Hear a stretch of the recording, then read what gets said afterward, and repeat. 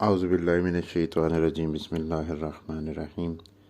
ماہ شعبان کی اہم ترین اور فضیلت ترین راتوں میں سے ایک رات 7ویں شعبان کی رات ہے۔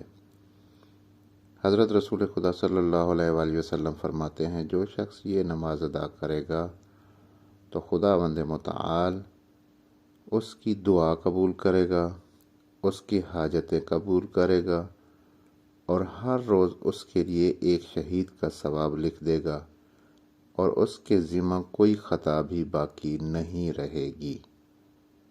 2 رکعت نماز ہے، جس کی پہلی رکعت میں 1 مرتبہ سورہ الحمد اور 100 مرتبہ سورہ اخلاص، اور دوسری رکعت میں 1 مرتبہ سورہ الحمد اور 100 مرتبہ آیت الکرسی کی تلاوت کرنی ہے۔ خداوند متعال ہم سب کو ان ماہ شعبان کی فضیلت ترین راتوں میں سے ان پر عمل کرنے کی توفیق عطا فرمائے۔ اللہم صلی علی محمد و آل محمد وعجل فرجہم۔